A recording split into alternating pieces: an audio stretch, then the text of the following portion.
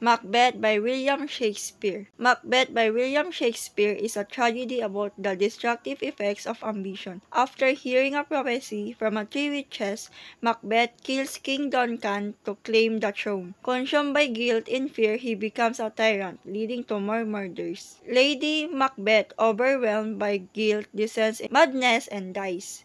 The play explores ambition, betrayal, and guilt. Macbeth explores themes of ambition, guilt, and evil. Macbeth, a once noble warrior, murders King Duncan to claim power, highlighting the consequences of unchecked ambition and the corrupting effects of power.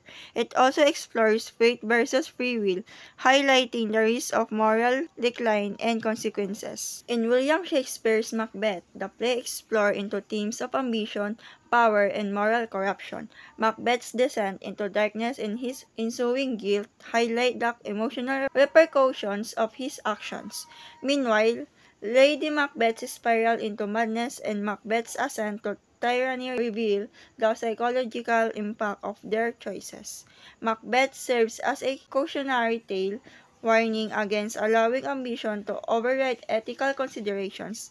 Macbeth and Lady Macbeth's fate show the genuine power cannot last when built on betrayal and violence, and that the consequences of immoral actions are unavoidable.